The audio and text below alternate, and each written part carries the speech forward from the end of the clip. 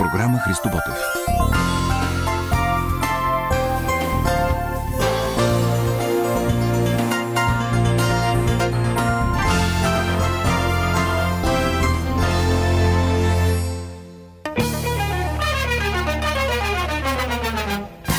Аларма.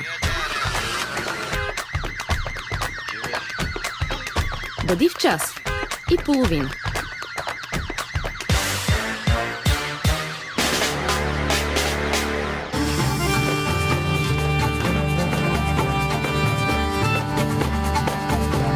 Здравейте и добре дошли на вълните на младежката линия на програма Христо Ботев.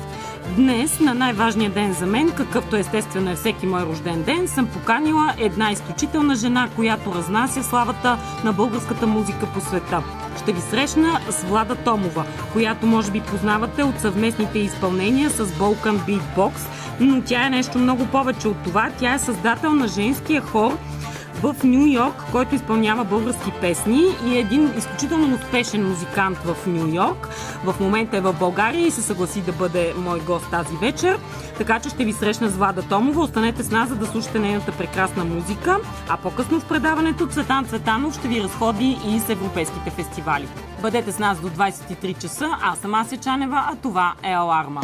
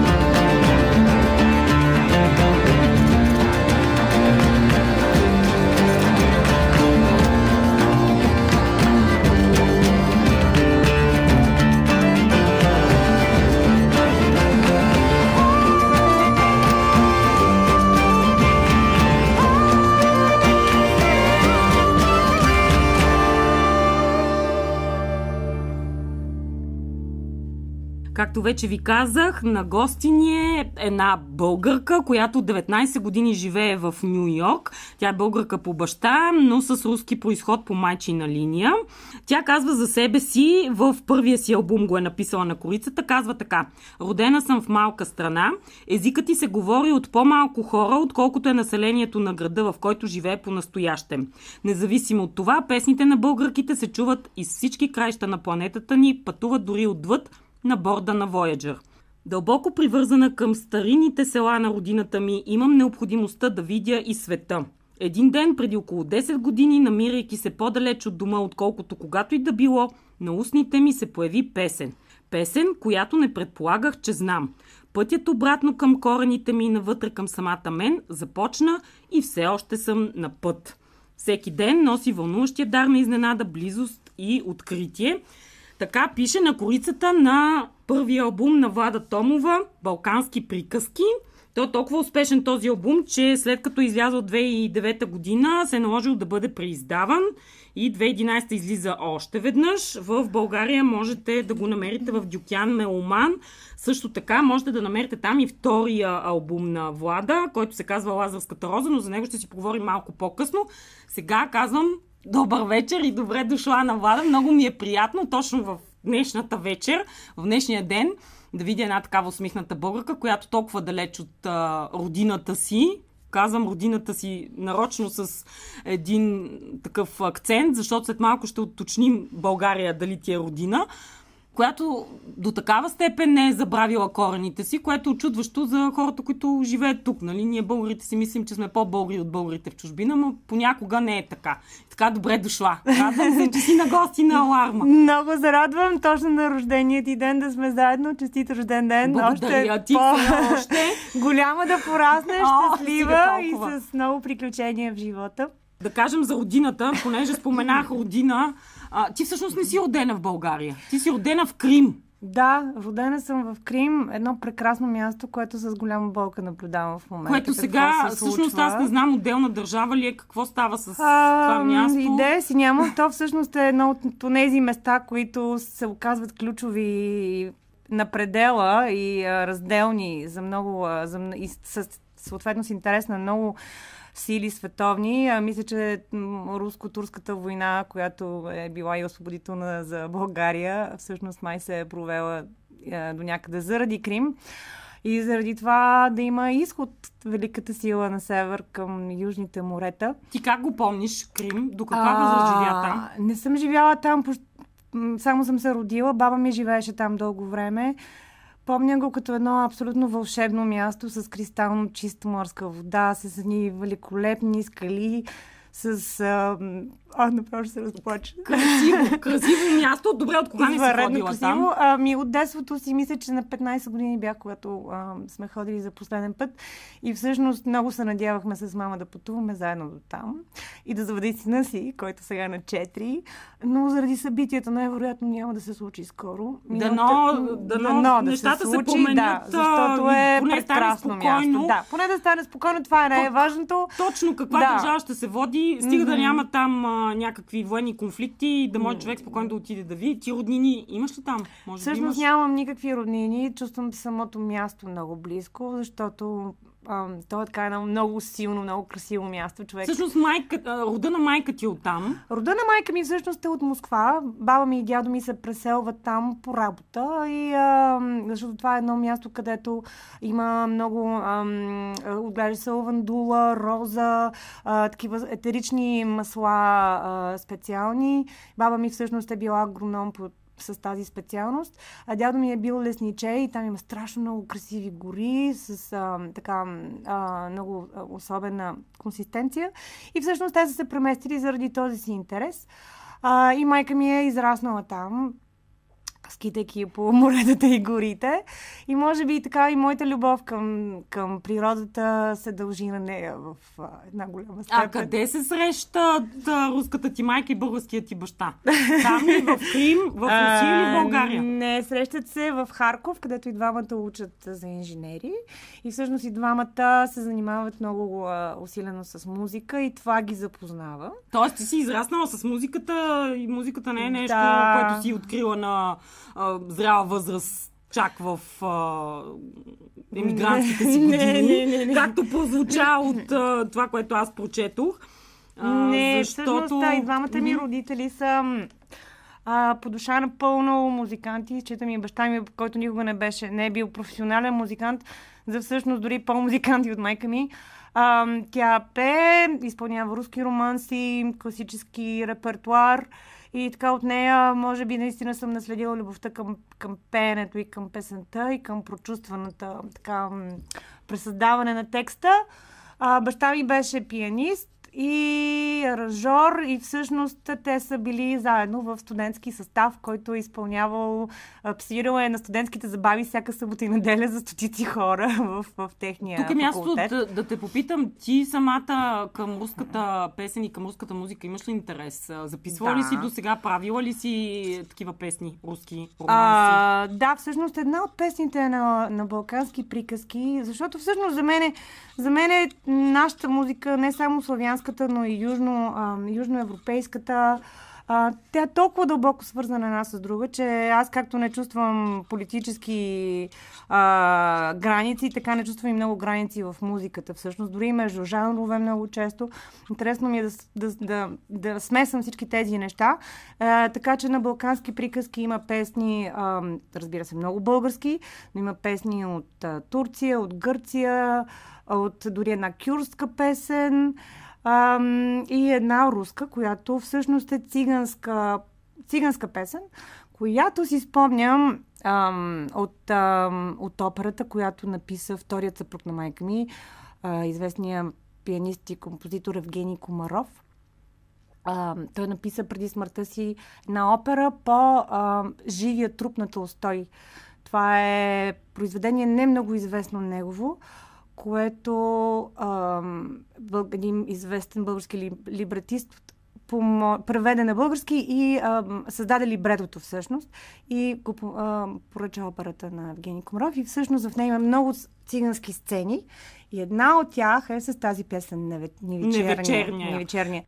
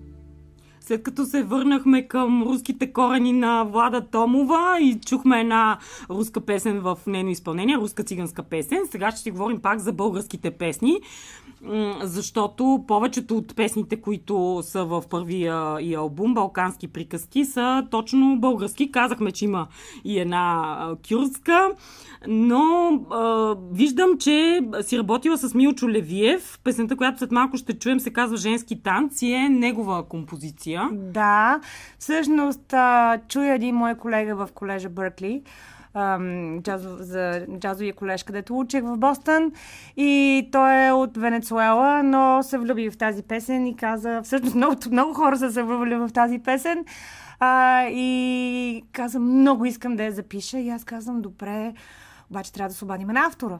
И така всъщност се запознах с Милчо Левиев, който беше един кумир за мен. Аз съм го гледала толкова много пъти след завръщането му от Америка в България на концерти.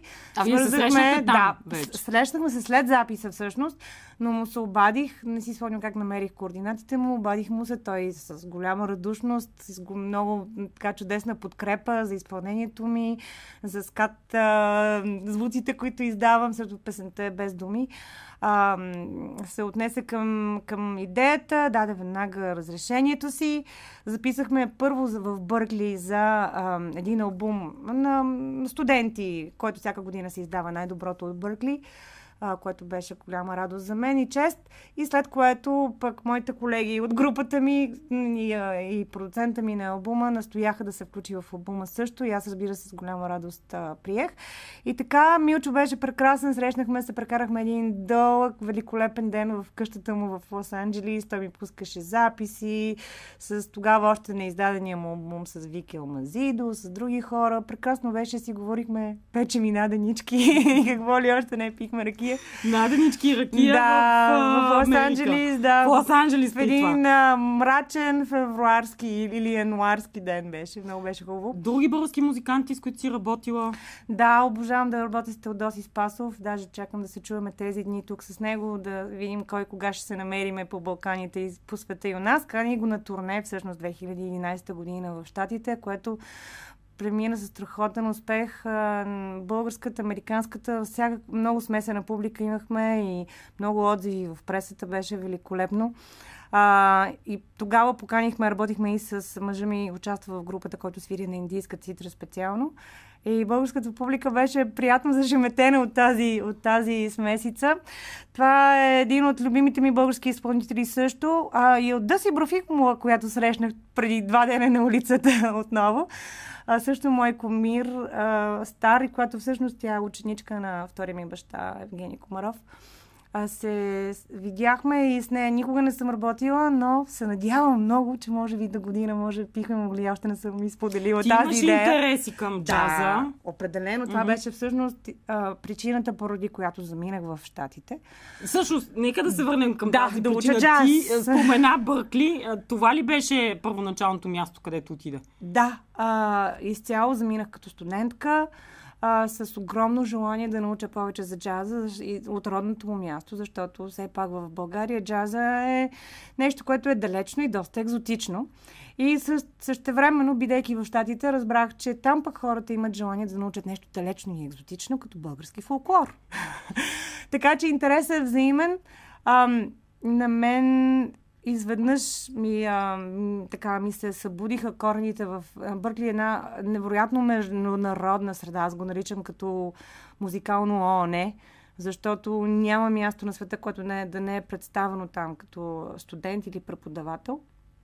И това събуди интереса ми, пък и не само да намеря това, което е най-истинското за мен. Така всъщност тръгнах навътре към корените си, към всичко това, което създаде Балкански приказки, но и създаде интерес да сравнявам и да експериментирам с фолклор и музика от други страни.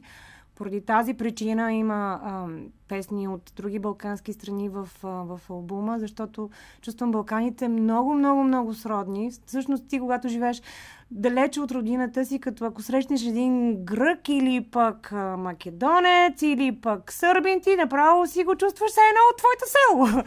Никаква разлика. Имам много приятели от Балканите, турци, гърци, македонци, много близки сътрудници. Така че всъщност ние често там си казваме душо комшо и сме си обединени Балкани, което в един момент се надявам да може да стане тема, която може да се отвори в България. Знам, че тук, когато човек си е на наша земя, има много повече конфликти ежедневни, които не е толкова лесно отстрани тези неща изглеждат далеч по-лесно разрешими, колкото са всъщност живейки на самото място. Време е да чуем този женски танц с автор Милчо Левиев. Със сигурност ще хареса на нашите слушатели и след това ще си поговорим за това как се стигна до втория албум. Ще минем и през още една много знакова българска песен, но това след малко. Сега слушаме женски танц.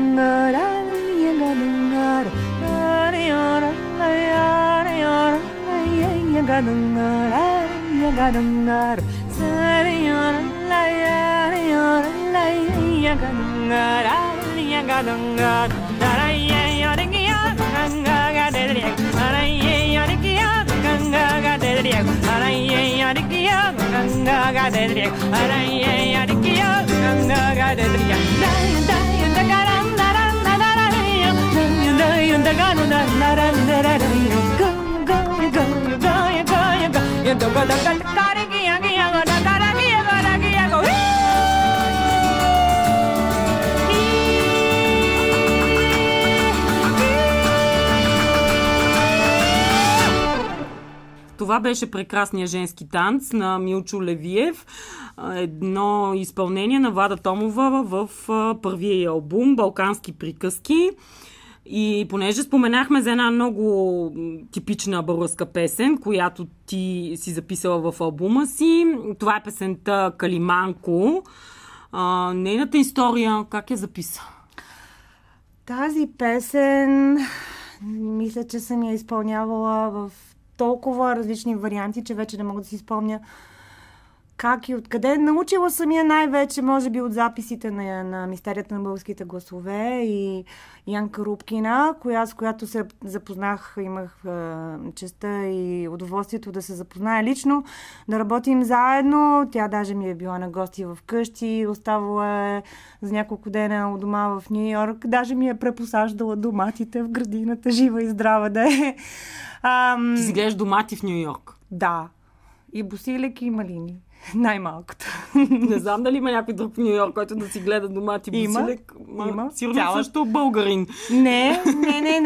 Запалила си съседите наоколо. Съществува, ускварям една скоба, съществува едно такова нещо, което се казва обществена градинка.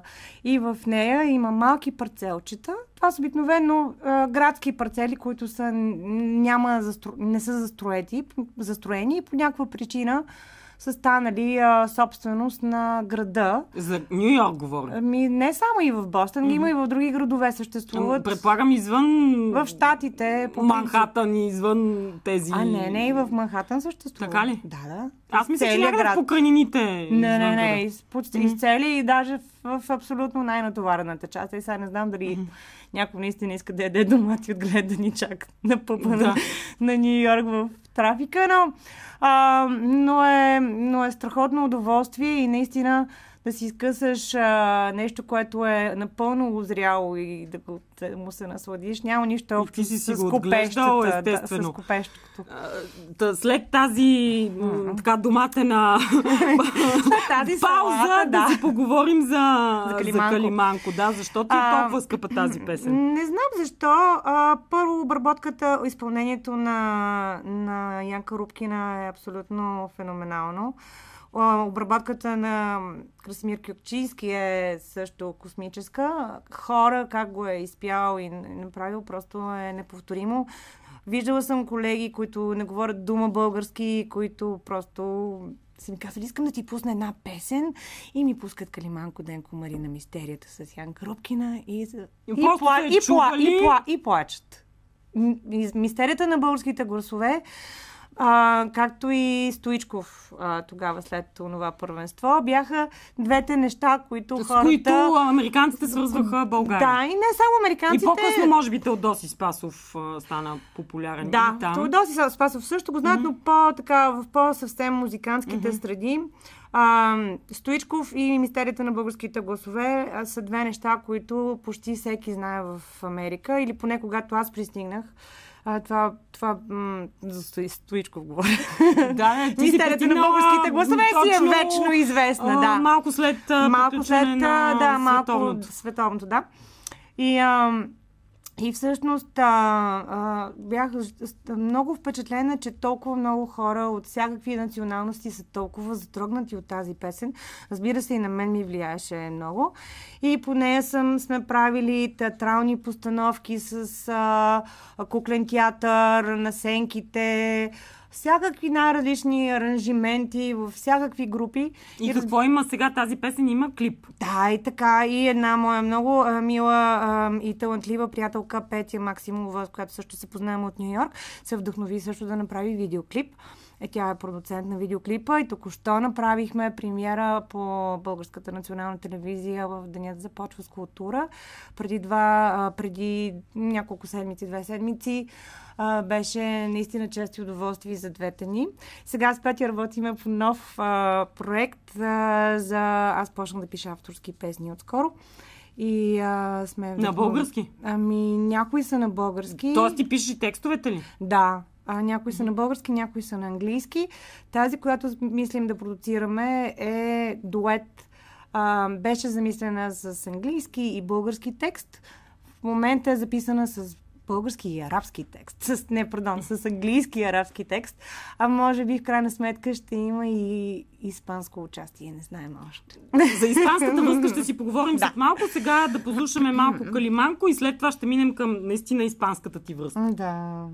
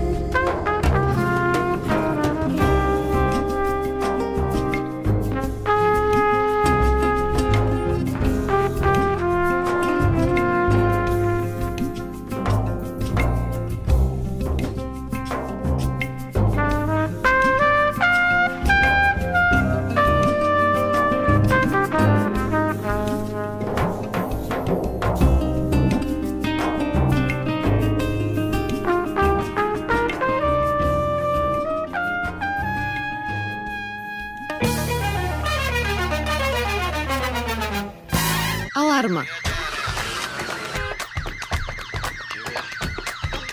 Бъди в час и половина.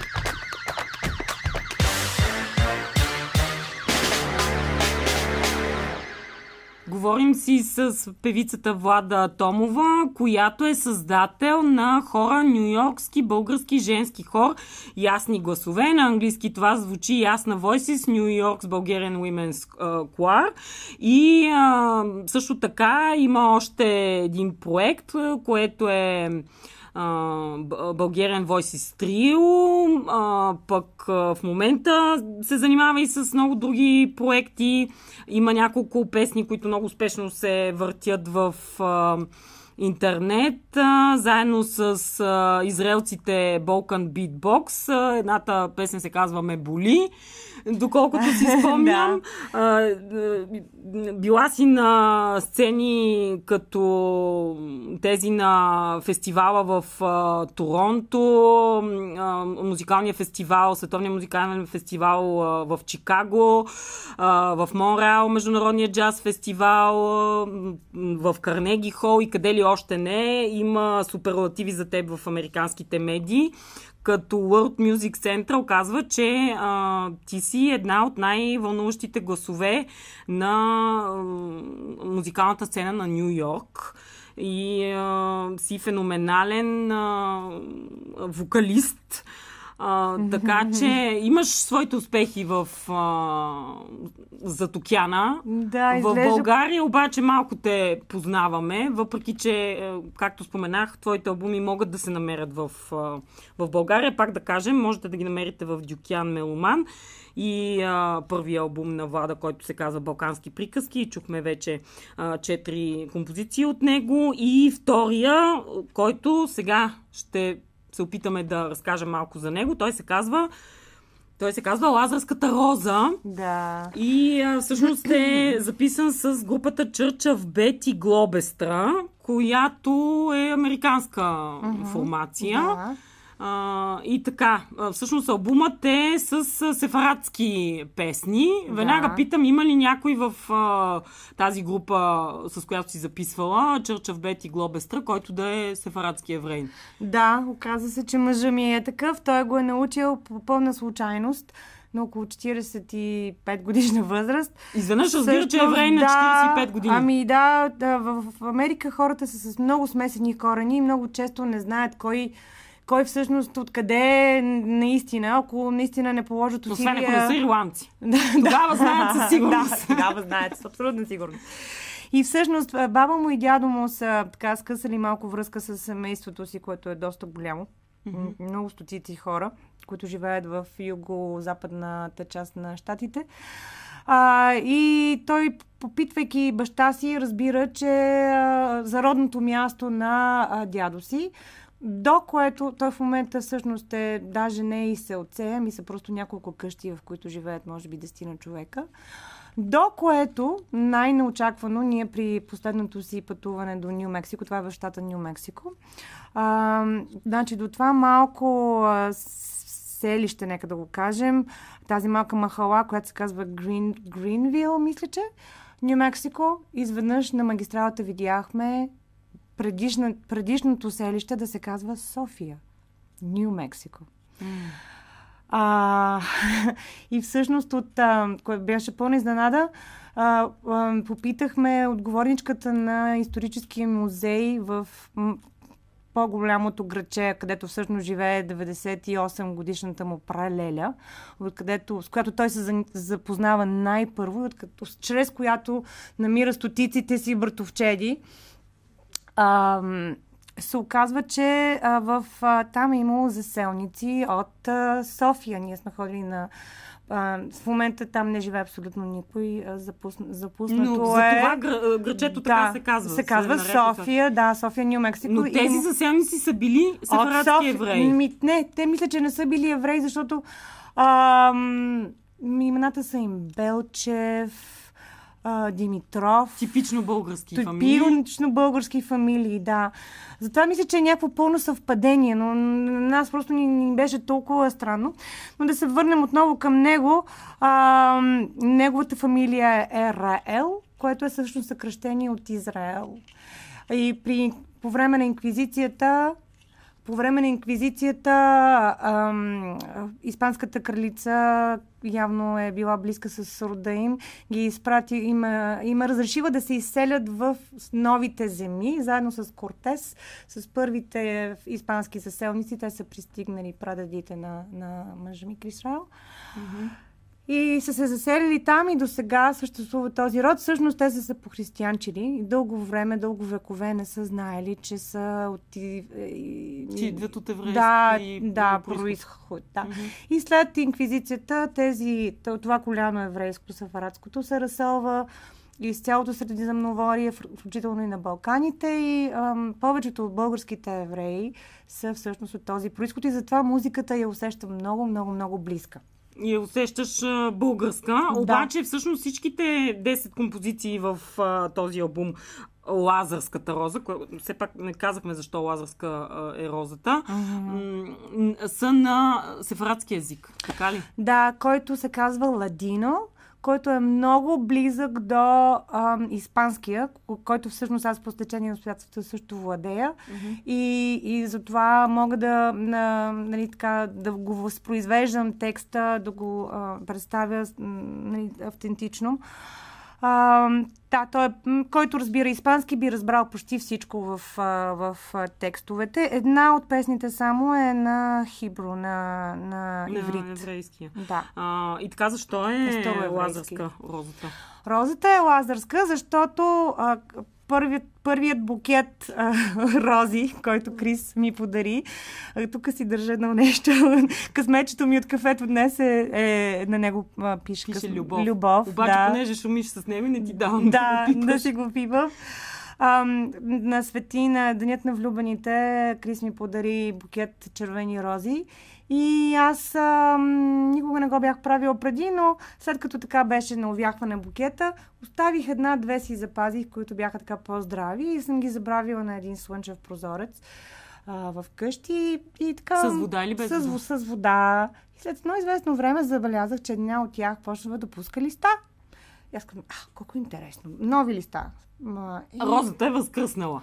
Да, розата е възкръсна. Не само възкръсна, пусна корени.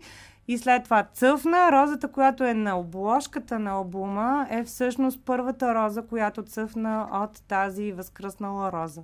И т.е.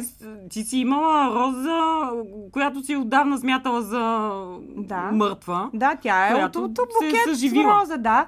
След което... Като Лазар. Да, като Лазар, да. И затова е кръсти лазарска роза. Да, и всъщност след това от всички букети с рози, които той ми е подарявал, се е случвало и по няколко да пуснат корени и всъщност сега си имаме като цяла розова градина. Ти суеверен човек ли си? Влагаш ли в това някакъв по-мистичен смисъл? Ами, да си призная честно, до някъде съм суеверна. В такъв смисъл, че примерно, ако ми мине черна котка път, за мен всъщност това е късмет. Но, да, много вярвам в енергията като цяло в света, че всички сме свързани по някакъв начин и че наистина няма случайни неща и че когато човек много вярва в нещо, въпреки че в случая не съм очаквала тази роза да възкръсне, тя става. За мен това всъщност интересното при нас е, че нашия син се роди по също много необичайно стечение на обстоятелствата.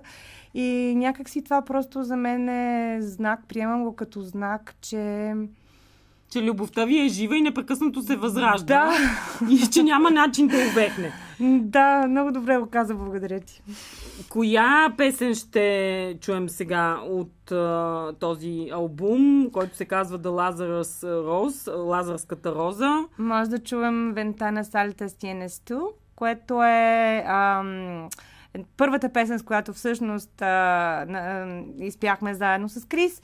Това какво преведено означава от ладин? Това е една песен, която казва прозорците си са ти много високи, там горе с жълти свещи в тях и единственото, за което се моля днес, е да ме дигнеш горе при теб.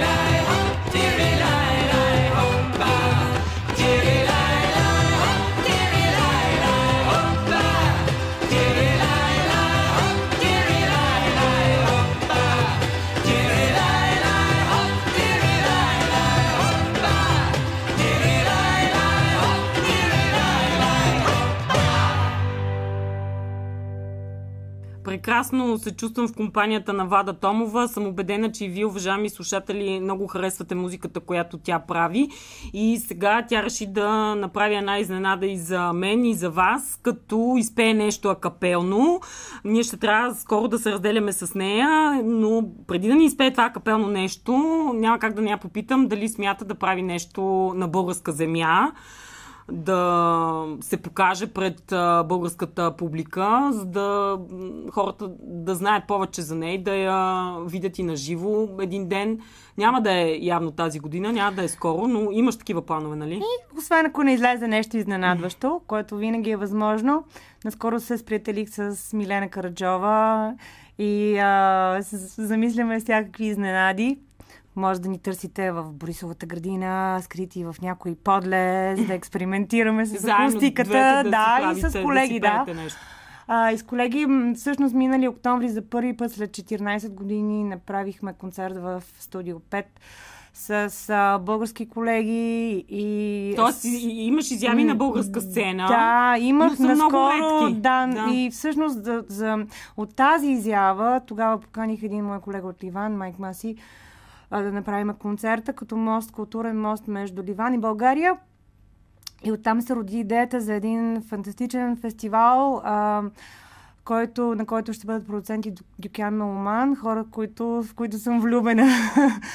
невероятни хора, Явор и Маргарита.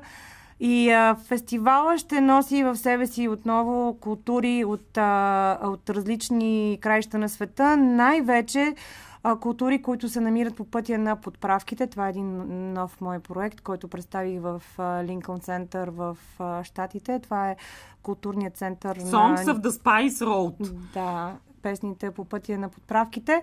Всъщност Америка е открита в търсене на нов път за подправки. Да. Но влиянието на тези далечни култури специално върху музиката, те са оказали страхотно влияние върху всичко. Медицина, математика, астрономия, какво ли още не, архитектура, мода. Но специално влиянието им върху музиката на западната музика, такава каквато я познаваме днес, ми стана много интересна и така, работиме с колеги от различни краища на света. Но сме още в процес на работа по фестивал и всъщност това е една от причините да бъда тук за дълго време. И също така работата ми с Петя Максимова, защото сме две сродни души, пътували по света и у нас. Като каза, че музикантите са от различни краища на света, това означава ли, че те и физически се намират в различни краища на света или са събрани в Съединените щати? Повечето от тях, с които работихме по проекта, който представихме в Линкълн център, всъщност живеят в Ню Йорк. Но Ню Йорк е като един малък свят. Той е град с над 10 милиона, в който наистина има хора от цял свят. Така че това са хора, които са много дълбоко навътре в собствената си култура и я пресъздават в чист вид, но и са отворени са им ушите и душите към сътрудничество и към хора от другаде. Какво ще ни подариш сега? Акапелно, мъничко, кратко, но какво ще бъде? На български ли ще бъде? На български ще бъде. Това е нещо, което написах след стачките и демонстрациите в България миналата година. И след това съм го изпълнявала и за хора, които са сключвали брак, като си говорим за любовта. И то звучи така. Напред, напред, напред, ще вървя редом с теб. Ръката ти в своята държа, мечтата си с теб ще споделя. Благодаря ти много. Честит рожден ден! Благодаря още веднъж. Наистина е много подходящо за хора, които се събират да живеят заедно и се надявам, че повече протести и стачки няма да бъдат твоето вдъхновение. Любовта, която виждаш навсякъде и която и от теб самата стори. Последно се разделяме с още едно изпълнение от втория ти албум Лазарската роза. Това ще бъде коя песен? Адон Хаслихот, която всъщност е единствената песен на староеврейски и е молитва към The Master of Forgiveness е всеопрощаващия, да, на Господ всеопрощаващия. Това беше Влада Томова, която беше на гости на Аларма. Изключително много съм ти благодарна. Пък вие запомнете това име. Търсете, има много нейни клипове в интернет.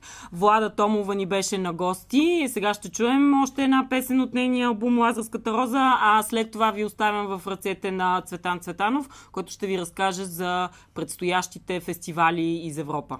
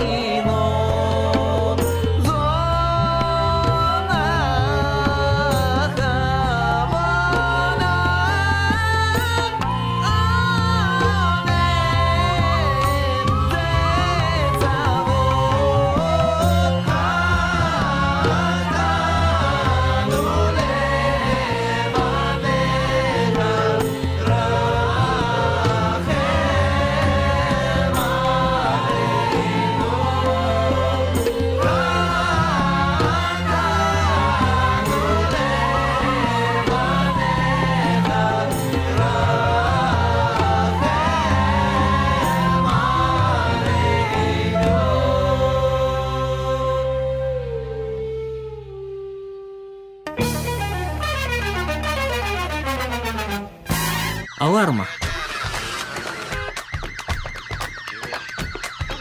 Бъди в час и половина.